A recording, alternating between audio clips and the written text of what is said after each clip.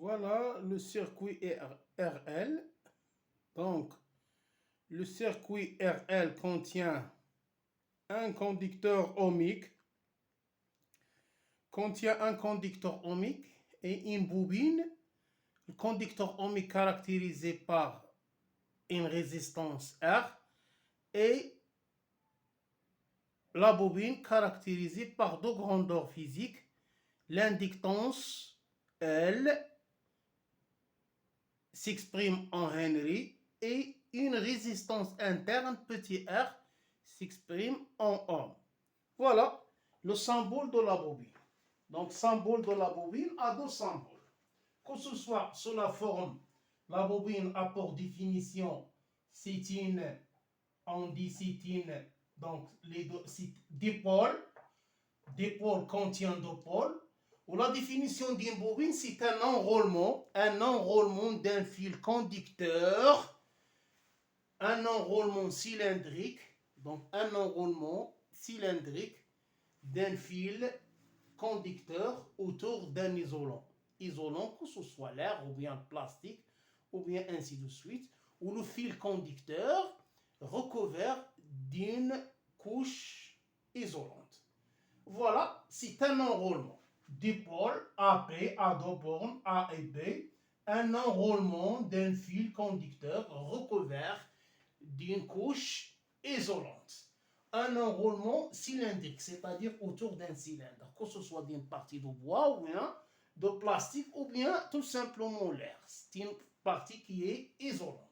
Voilà un enroulement ou bien caractérisé par deux grandeurs. Les deux grandeurs, c'est que L et R. L, c'est quoi? L'inductance L. Donc, chaque bobine est caractérisée par une grandeur physique appelée l'inductance L, qui dépend de quoi? Du nombre de spires et de la nature de quoi? La nature du métal qui constitue la bobine. R, donc chaque fil a une résistance, petite résistance résiste le courant, le passage du courant électrique. Donc, chaque bobine caractérisée par deux grandeurs physiques, L et R. Que ce soit le symbole sous la forme ou bien sous la forme, voilà les deux pôles. Ici, c'est petit r, je sépare les deux. Je sépare L et R. Voilà, c'est la même chose. Ça, c'est le symbole. Ici, c'est autre symbole. Voilà deux pôle A et pôle B. Et voilà, ici, l'inductance L et R, donc, n'est pas séparée. Ici, on sépare la petite résistance de l'inductance L. Et voilà le symbole d'une bobine. Donc, le symbole d'une bobine, si le courant circule dans ce sens, il est la tension au borne de la bobine dans le sens inverse. Donc, ici, c'est le courant circule dans le sens de A vers B. En convention récepteur, il est la tension au borne de la bobine dans le sens inverse. C'est la même chose. Si le courant électrique circule dans ce sens, il est dans le sens opposé. Et l'expression de IL, toujours, on remplace IL par la valeur RU plus L D de I sur D. Voilà l'expression du IL. La tension au bord. L'expression générale. Bobine d'inductance L de résistance R. La tension au borne de la bobine s'écrit sous la forme RU plus L D de I. Si on a résistance négligeable, je remplace R par 0 et elle devient quoi? L D de I sur D de T. Si on a courant électrique constante, donc le courant continu par exemple, le courant continu est égal à constante. La dérivée de I est égale à 0 et L joue le rôle d'une résistance ou bien d'un conducteur ohmique. C'est simple. Donc ça, c'est l'expression générale d'une quoi? Bobine. Simple, c'est R fois I plus L d de I sur ça, c'est la dérivée de courant. On a ici deux méthodes. Ou bien, le rôle de la bobine, on dit que la bobine résiste l'établissement de courant ou bien résiste la rupture de courant. Donc, on a deux parties. La partie 1 concernant l'établissement du courant. Établissement de courant. La partie 2, c'est la rupture du courant. Dans l'établissement de courant, on utilise l'établissement de courant, donc le courant circule dans la bobine, donc on dit établissement de courant et la rupture de courant, on va voir comment on détermine la rupture de courant et les équations concernant la rupture de courant. Donc les équations concernant l'établissement de courant, ici regardez.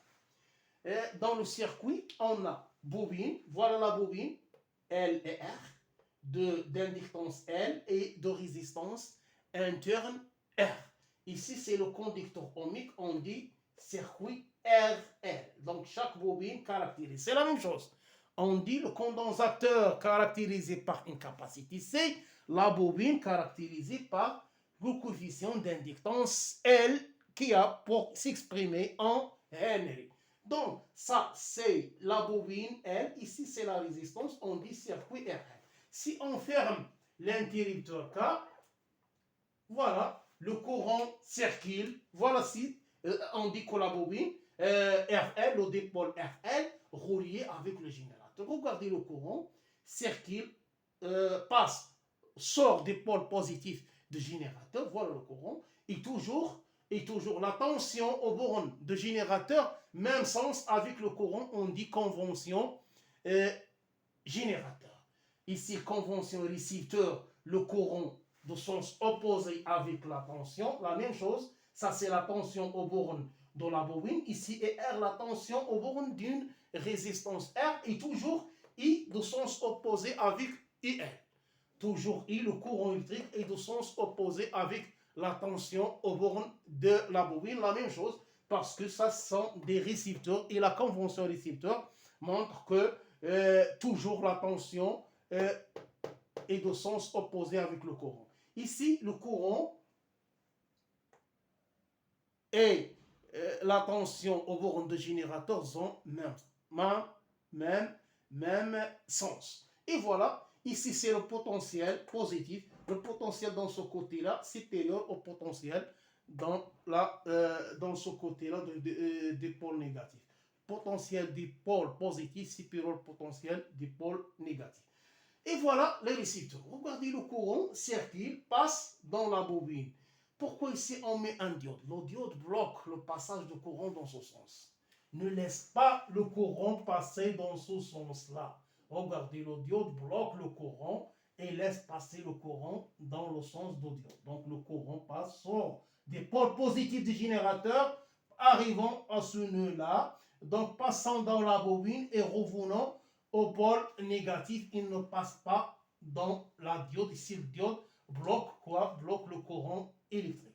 Donc, si le courant passe de là, laisse passer dans ce sens, le diode bloque le courant électrique. Et voilà le circuit fermé. Le circuit fermé, qu'est-ce qu'il contient?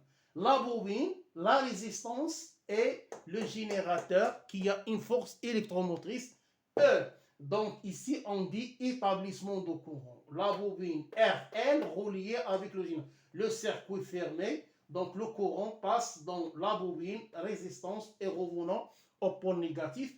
Diode bloque le courant, ne laisse passer pas le courant dans ce sens. Voilà. Et voilà, c'est ça le rôle de diode. Le rôle de diode laisse passer le courant dans le sens et ne laisse passer pas le courant dans ce sens. Donc utilisé pour bloquer ici le sens dans cette branche-là. Voilà l'équation différentielle vérifiée par E. La première équation, on détermine l'équation différentielle vérifiée par E. On commence par loi d'additivité des tensions. Loi d'additivité des tensions. C'est simple. Qu'est-ce qu'on a? On a UL plus ER est égal à R. UL plus ER est égal à R. Et je remplace. Si on a ici, je choisis une bobine de résistance interne R et d'inductance L. Je remplace IL par sa valeur IL qui est égal à RI plus L d I sur dt. Je remplace IL par RI plus L d I sur dt plus ER qui est égal à RI, loi d'Ohm, qui est égal à R. D'après loi d'Ohm, toujours ER, je remplace ER par RI. Et IL par RI, L d I sur dt. Si on a résistance négligeable, je remplace IL par L d I sur dt seulement. Voilà. Ici, la résistance n'est pas négligeable. Je remplace IL par sa valeur. Et R, d'après la loi d'Ohm, R est égal à 1 fois. Regardez, je factorise ici, je factorise par I. Donc, qu'est-ce qu'il devient? R plus grand R factorise par I plus L d de I sur d de T est égal à. Et voilà l'équation différentielle vérifiée par I. Voilà l'équation différentielle vérifiée par. Si on divise, posons que R plus petit r est égal à R total. Je remplace R plus petit r par R total. Qu'est-ce qu'il devient? R total fois I plus L d de I sur d de T est égal à 1. Si on divise par R total, qu'est-ce qu'il devient? I plus L sur R total fois d de I sur d de T. Et n'oubliez pas, ici, je divise ici par R total, je simplifie R total. Je divise ici par R total, je divise ici E sur R total. Et voilà l'autre équation. La même chose, hein? Cette équation, c'est la même chose que celle-ci, seulement l'expression qui change. Donc, même équation différentielle. Toujours dans l'équation différentielle vérifiée par I, qu'est-ce qu'on trouve? I est la dérivée de I et les paramètres constants du circuit. Quels sont les paramètres constants du circuit? On trouve R, on trouve L, on trouve E et on trouve grand R. C'est ça les paramètres constants du circuit. R, L, on va déterminer à quoi est égal en Henry. L est égal à N Henry, 0,2 Henry, 3 Henry, ainsi de milli-Henry. RC, R est égal à 10 ohms, 15 ohms, 12 ohms, ainsi de suite. Grand R est égal à, par exemple, 50 ohms. Voilà, E est égal à 12 volts, 6 volts. Sont les paramètres constantes du circuit. Et on trouve après les constantes I et la dérivée de I. C'est ça l'équation différentielle vérifiée par I. Ça, c'est la même chose que celle-ci. On va déterminer, chaque équation différentielle a une solution. On va déterminer la solution. La solution, pour vous aider, donc la solution s'écrit sous la forme A fois l'exponentielle moins mt plus b. Ça, c'est la solution de cette équation différentielle. On va déterminer les constantes. C'est simple. C'est simple toujours. Si on a dans l'examen l'équation différentielle, la solution de l'équation s'écrit sous la forme toujours les deux constantes, constante qui est en haut de l'exponentielle moins alpha t, l'exponentielle moins t sur alpha, l'exponentielle moins mt, l'exponentielle moins t sur 1, toujours m, alpha, ainsi de suite, les constantes qui est en haut, déterminées à partir de l'équation différentielle. C'est simple. Plus une constante que ce soit A, B, C, donc la constante B déterminée à partir de l'équation. Toujours les deux constantes qui est en haut et la constante qui est en bas, M et B, déterminées à partir de l'équation différentielle. La constante qui multiplie, c'est on a fois A fois l'exponentielle moins mt, A déterminé à partir des conditions initiales. On va déterminer les comptes. Voilà l'équation différentielle vérifiée par I.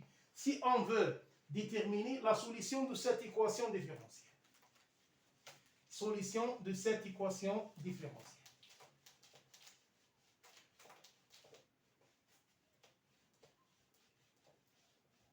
Voilà, je remplace ici l'équation différentielle CI plus L sur R total fois D de I sur D de T est égal à E sur R total. Voilà cette équation différentielle.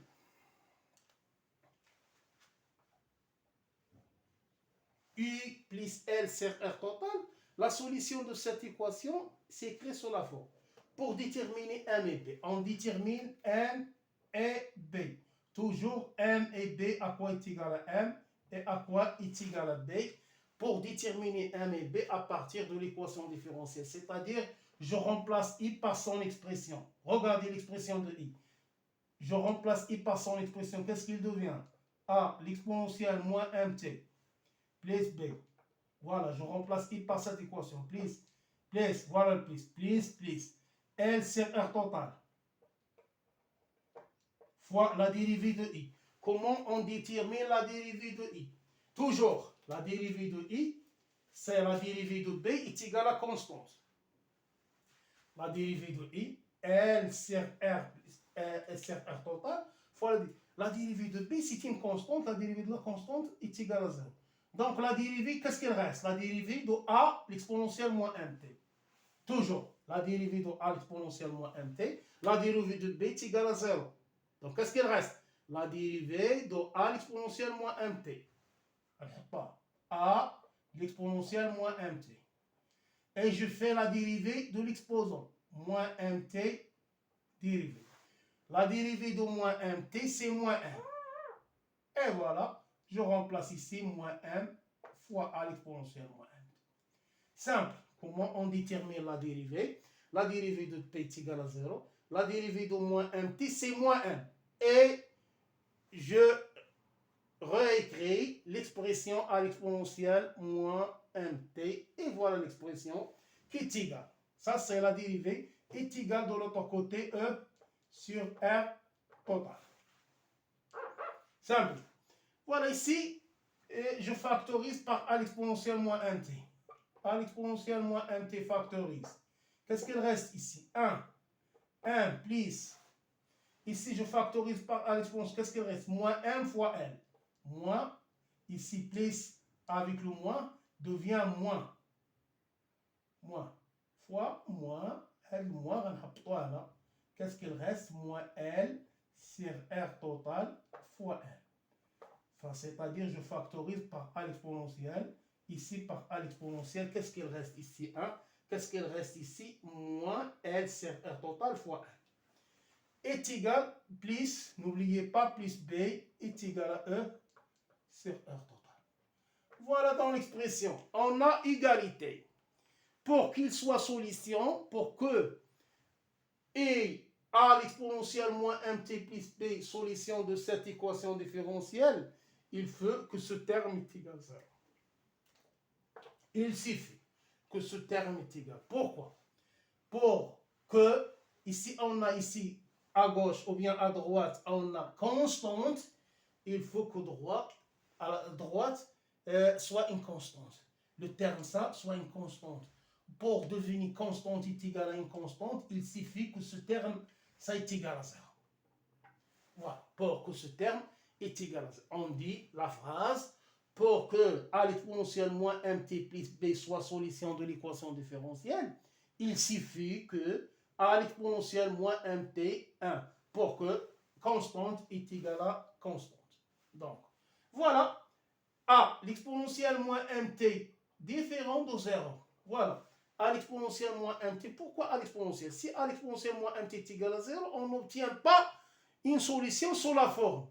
Donc, il faut que a l'exponentielle moins mt. Qu'est-ce qu'il reste? Ici, le produit de deux nombres implique que 1 moins L sur RT fois M est égal à 0. Et qu'est-ce qu'on déduit ici? 1 est égal à quoi? L sur RT fois M. Et qu'est-ce qu'on déduit ici? M est égal à quoi? RT sur L. Et voilà, je détermine la valeur de M. Ça, c'est égal à 0. Le terme est égal à 0. Qu'est-ce qu'il reste de l'autre côté? Ça, ce terme est égal à 0. Qu'est-ce qu'il reste de l'autre côté? Qu'est-ce qu'il reste? B est égal à quoi? B est égal à E sur R total. Et voilà les deux constantes. M est égal à R total sur L. B est égal à E sur R total. Et on détermine l'expression de A. Toujours, voilà, on a à partir de l'équation différentielle, je remplace la solution dans l'équation différentielle, je détermine B et M, les deux constantes M et B. Comment on détermine A? A à partir de l'équation. Regardez, M est égal à R total sur L et B est égal à E sur R total. Voilà, simple. Détermination de A.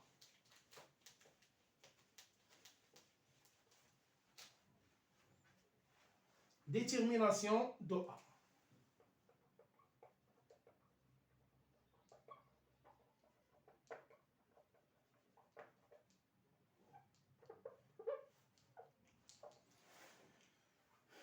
I, on a I de t. L'expression est égale à quoi? A l'exponentielle moins mt plus b. Si on veut déterminer I à l'instant t est égal à 0, je remplace t par 0. Qu'est-ce qu'il devient? A l'exponentielle moins m fois 0 plus b. Je remplace t par 0. L'exponentielle de 0, quoi est égal? Est égal à quoi? Est égal à 1, donc est égal à a plus b. Donc, à partir de l'expression, I à l'instant t est égal à 0, c'est égal à a plus b. Ou à partir des conditions initiales, I à l'instant t est égal à 0 est égal à 0, cas d'établissement du courant. Donc, l'établissement du courant, pas de courant dans la bobine, à t est égal à 0. Toujours, l'établissement du courant, I à l'instant t est égal à 0 est égal à 0. Pas de courant dans la bobine. Et voilà, à partir de ces deux expressions, I à t est égal à 0, A plus B, ou I à t est égal à 0 est égal à 0. Qu'est-ce qu'on dit oui? On dit oui que A plus B est égal à 0, donc A est égal au moins. Et on a déjà déterminé à quoi est égal à. B, c'est moins E sur R total, donc c'est moins E sur R plus petit r. Voilà les constantes. A, B, c'est E sur R plus petit r. Et la dernière, c'est M, c'est R total sur R. Et voilà les constantes. Je remplace ces trois constantes dans l'expression de I. Voilà, je remplace les constantes. Donc A, c'est moins E sur R plus petit r, déterminé à partir des conditions initiales. B, c'est E sur R plus petit r. Et M, c'est R total sur L. Et je remplace dans l'équation de l'expression de U. Je trouve U à quoi est égal. Voilà, c'est simple. Je remplace l'expression de I à quoi est égal. Voilà le I.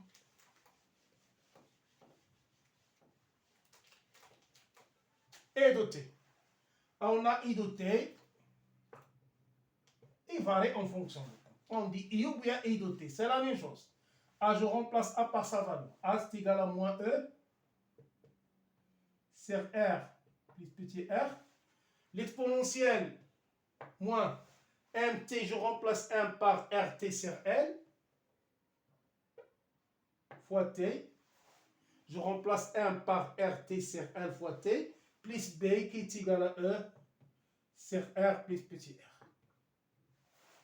Et je factorise par E sur R plus petit r. Donc l'expression devient I de t, je factorise par E. Donc devient E sur R plus petit r, facteur de 1 moins. Je change les deux termes. Voilà ça ici. L'exponentielle moins rt sur L fois le variable t. Voilà l'expression de. Et on peut écrire l'équation à partir de sa forme. C'est I de t qui est égal à E sur R plus petit r, facteur de 1, l'exponentielle moins t sur L sur R total. Cette écriture, c'est la même chose. Hein. Ici, c'est RT sur L fois T. Ici, c'est T divisé par L sur RT. Et c'est quoi L sur RT? C'est O. Donc, l'expression E de T est égale E sur R plus petit r, facteur de 1, l'exponentielle moins T sur O, avec O est égal, quoi? Est égal L sur R total. Avec O est égal L sur R total, constante du temps.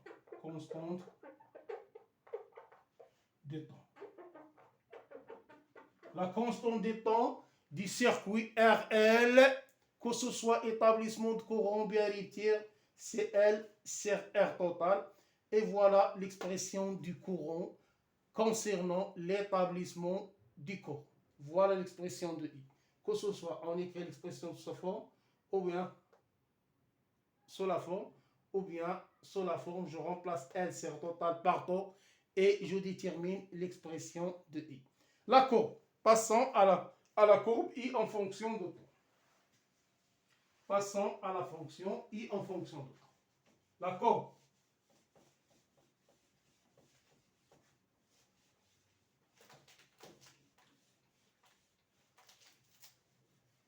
Courbe I en fonction de temps.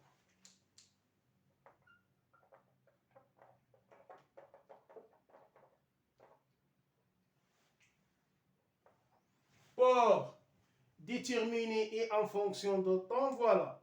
Ici, si t est égal à 0, la courbe I en fonction de temps. Voilà ici I en fonction de temps.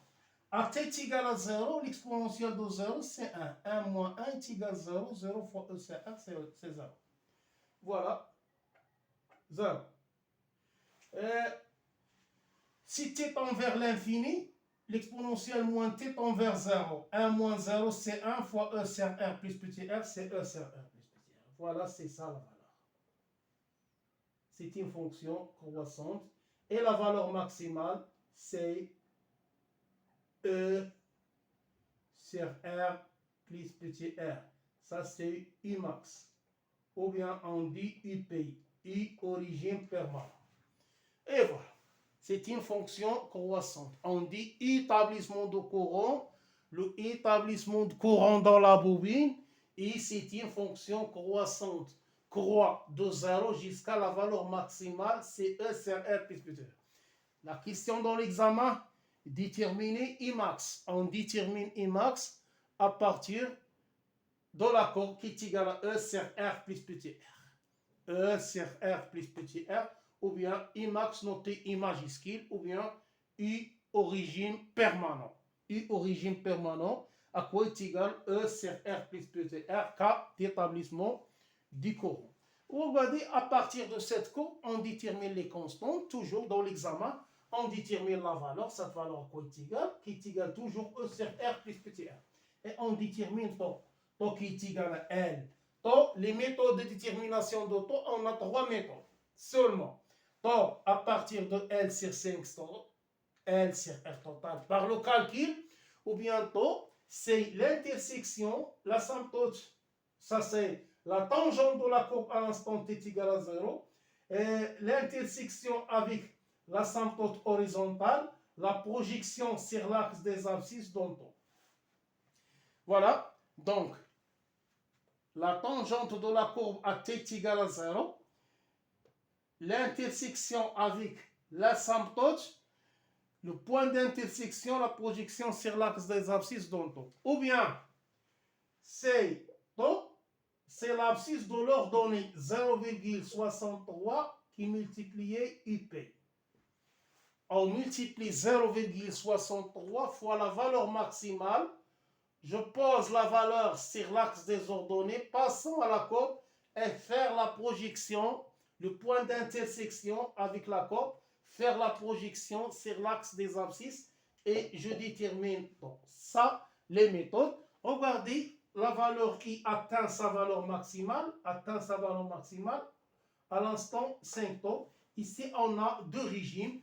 Régime transitoire, c'est-à-dire il varie en fonction du temps. Au régime permanent, c'est-à-dire I devient constante, atteint sa valeur maximale. Ou les deux régimes, la date si t inférieure à 5 taux, on obtient un régime transitoire. T supérieur à 5 taux, c'est une valeur approximative. Supérieur à 5 taux, on obtient un régime permanent. Et voilà l'expression de la courbe de I en fonction de temps. On a comment on détermine IP à partir de l'équation différentielle. E sur R, toujours. Hein. IP, la valeur maximale, IP est égale à quoi? Je fais la limite ici, la limite lorsque t tend vers 0. À partir de la courbe, de la solution, t tend vers 0, l'exponentielle de 0, t tend vers l'infini, l'exponentielle de moins l'infini c'est 0, 1 moins 0 c'est 1. C'est E sur R. C'est la limite de I lorsque t tend vers l'infini. Ah, la limite de I de t lorsque t tend vers plus l'infini, on obtient la limite de I de t lorsque t tend vers l'infini, qu'est-ce qu'elle reste? E sur R plus petit r. Ou bien, on la détermine IP à partir de l'équation différentielle. Revenons à l'équation différentielle. C'est I plus L sur R plus petit r d de I sur d de t est égal à quoi? E sur R plus petit r. Au régime permanent, je remplace I par IP. Régime permanent, je remplace I par IP. IP. Et voilà, qu'est-ce qu'il devient? La dérivée de IP, IP c'est une constante. La dérivée de IP est égale 0. Qu'est-ce qu'il reste? IP est égal E sur R plus petit r. Et voilà la valeur du courant électrique. On a déterminé à partir de la solution faire la limite de t tend vers l'infini, qu'est-ce qu'elle reste? E sur R plus petit r. Ou bien à partir de l'équation différentielle, j'écris l'équation différentielle et je remplace I par IP et notez que d de IP sur d de t est égal à 0. Pourquoi? Parce que IP, au régime permanent, est égal à une constante et la dérivée d'une constante veut 0. Et voilà la courbe de I en fonction de temps. Si on veut déterminer l'équation UR, la courbe de IR en fonction de temps. La courbe de IR en fonction de temps.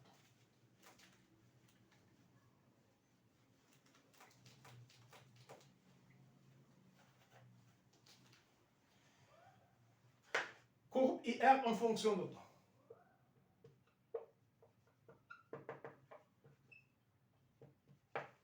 On a IR à quoi est égal à ER, c'est R fois I.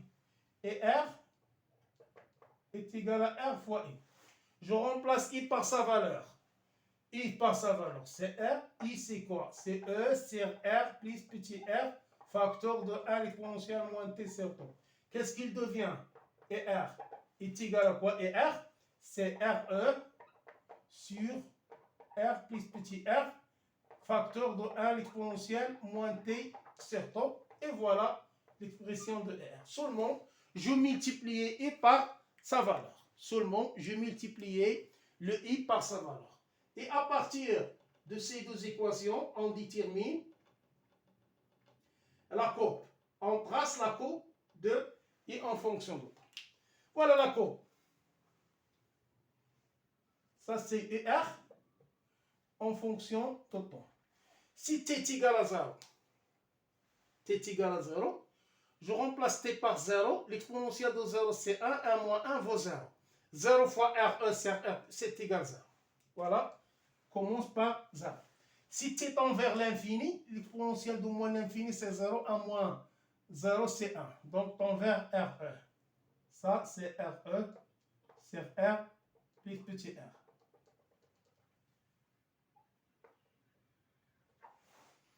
Voilà la courbe de ER en fonction des temps. Et ça, c'est noté, c'est ER max. La valeur de ER max. La valeur de ER, simple. ER est égal à R fois I. Donc, ER max est égal à R fois I max. I max, c'est IP. R fois IP, la valeur de IP. Et voilà, je remplace IP par sa valeur et je détermine l'expression de ER max. Simple. Donc, passons à l'équation ER max. Pour déterminer taux, simple, c'est pour déterminer taux, c'est le point d'intersection avec l'asymptote horizontale, la projection sur l'axe des abscisses de déterminer taux, ou bien c'est la valeur de quoi? 0,63 fois ER max fois la valeur maximale sur l'axe des ordonnées. Passons à la courbe et faire la projection pour déterminer taux. Et voilà les deux courbes, IR et I. Et toujours, I et R sont proportionnalités en proportionnalité directe. Si I fonction croissante, regardez, et R c'est une fonction croissante. Ici, A croît vers une valeur maximale qui est égale à E sur R plus petit r. C'est la même chose et R croît vers une valeur maximale qui est égale à RE sur R plus petit r. Je multiplie seulement par R. C'est simple. les méthodes comment on détermine taux. Taux, c'est l'asymptote ou bien la tangente de la courbe à t égale à 0, l'intersection avec l'asymptote horizontale, la projection sur l'axe des abscisses d'un taux, ou bien c'est 0, toujours si on a une fonction croissante, c'est 0,63 fois IR max, fois la valeur maximale, passant à la courbe et faire la projection pour déterminer le taux. Ici, c'est 0,63 fois IP max. Et voilà les deux courbes ER et U. L'expression de IL. Passons à l'expression de IL. L'expression de IL, à partir de quoi? De l'équation loi d'additivité des tensions. Revenons aux lois d'additivité des tensions pour déterminer l'expression de IL. Revenons aux lois d'additivité des tensions pour déterminer l'expression de IL.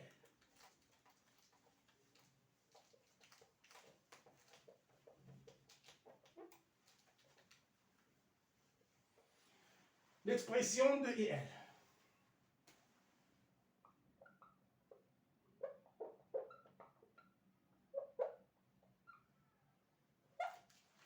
Voilà l'expression de R. D'après la loi d'additivité des tensions, qu'est-ce qu'on a? IL plus R est égal à E. Pour déterminer IL, c'est quoi? C'est E moins R. Et je remplace R par sa valeur. C'est E moins R fois I. Je remplace I par sa valeur. Donc, qu'est-ce qu'il devient? IL est égal à E moins R, où I c'est quoi? C'est E sur R plus petit r, facteur de 1 exponentielle moins t sur τ.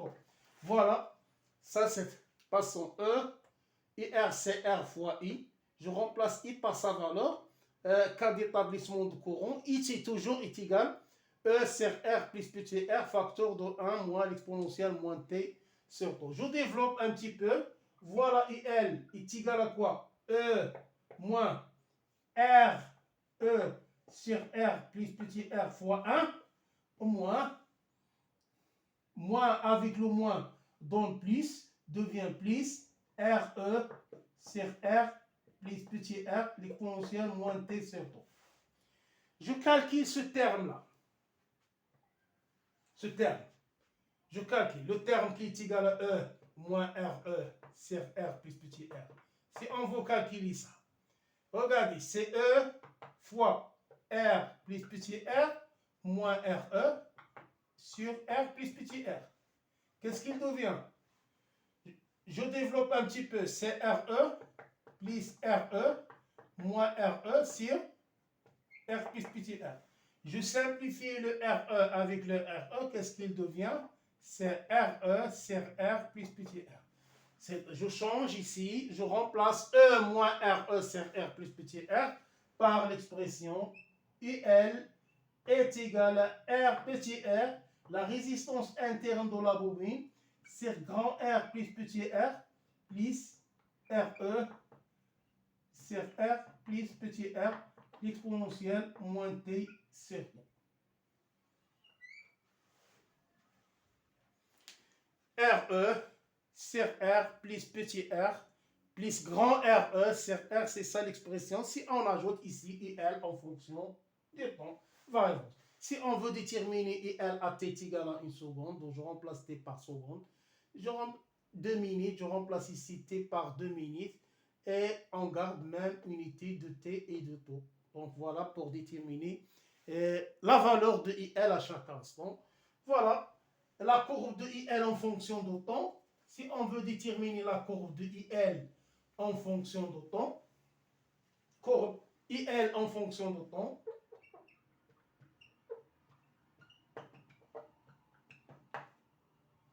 la courbe de IL en fonction de temps,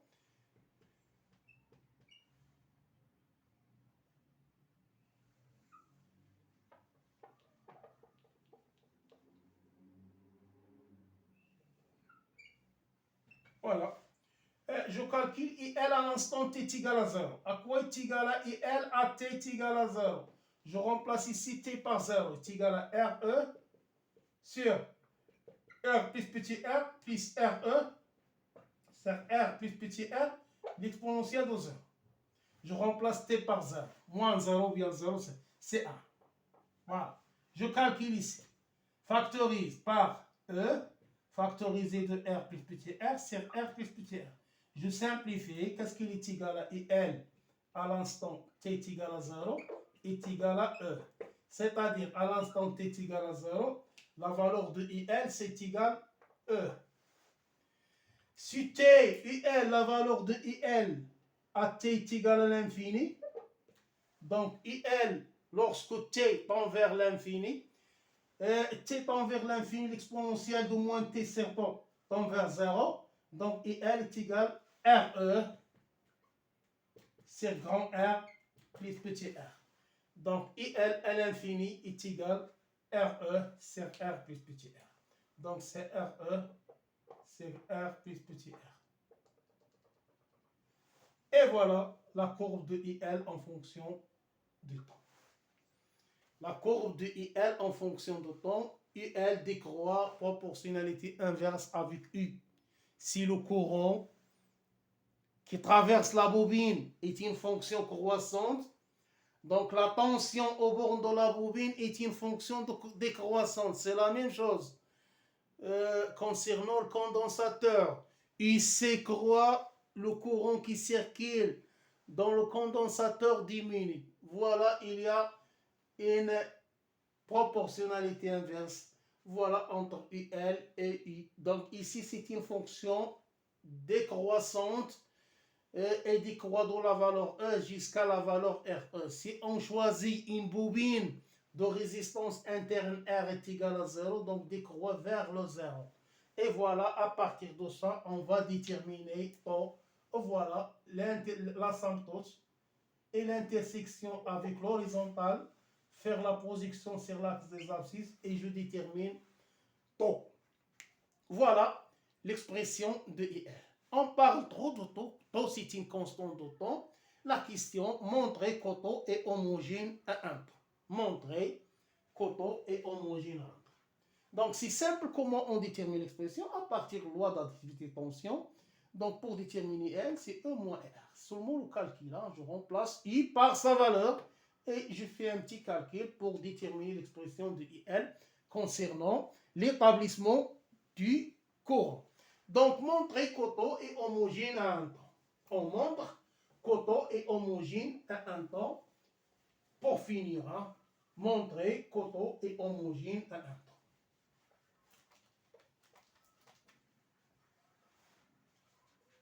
Montrer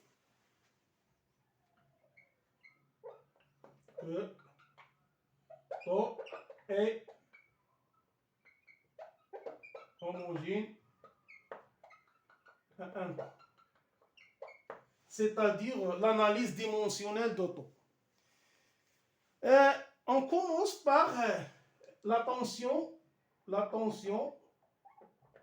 aux bornes d'une bobine de résistance interne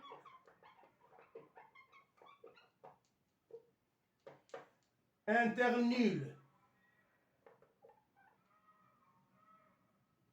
de résistance interne nulle, c'est-à-dire petit r est égal à 0.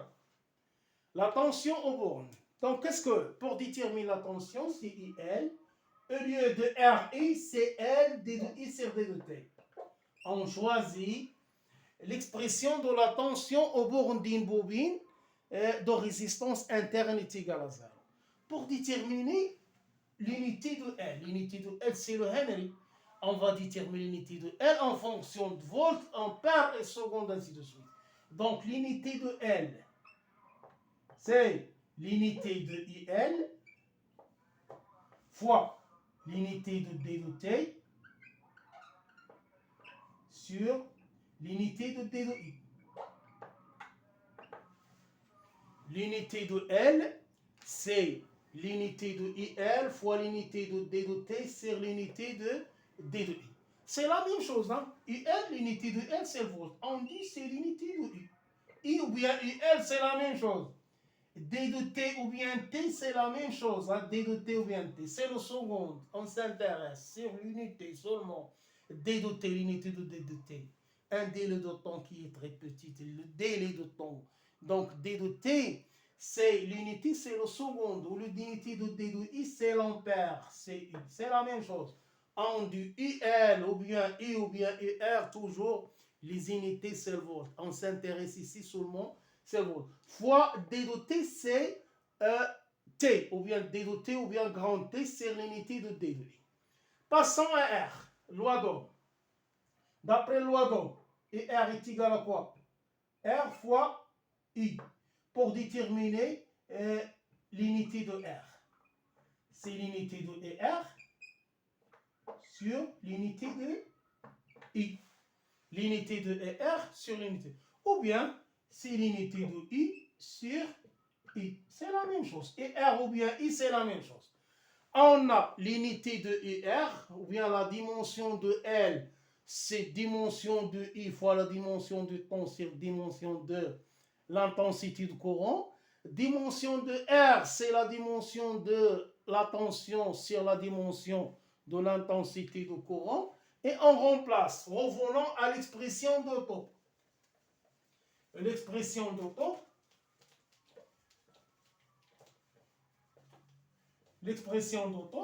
tau à quoi est égal? Tau est égal à L sur R total. Donc, dimension d'Otto, c'est la dimension de L sur la dimension de R total. Ou bien de R, c'est la même chose. On s'intéresse à l'unité seulement, ce n'est pas la valeur. Donc, l'unité de L, je remplace L par sa valeur. C'est U, voilà, L. L, c'est I fois T sur petit i sur l'unité de R, c'est I sur I. Et je simplifie ici par le I avec le I avec le I.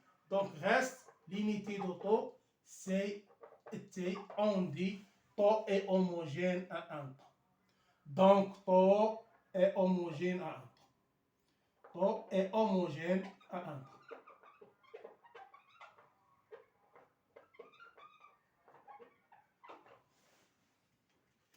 Voilà, résumé concernant l'établissement de courant.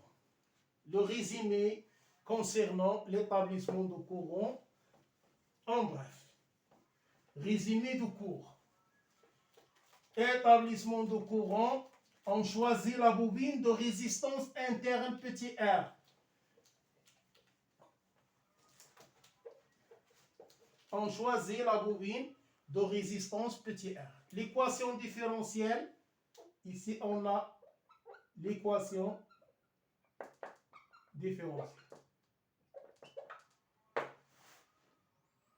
2. La première, c'est de I.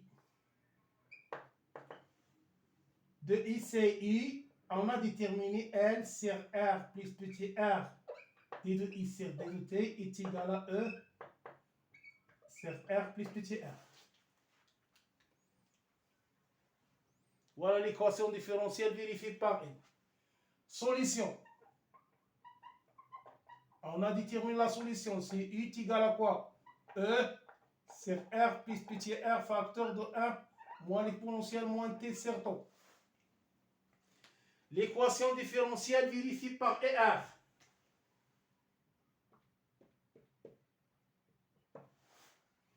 L'équation différentielle vérifiée par ER, je multiplie ici par R. Qu'est-ce qu'il devient?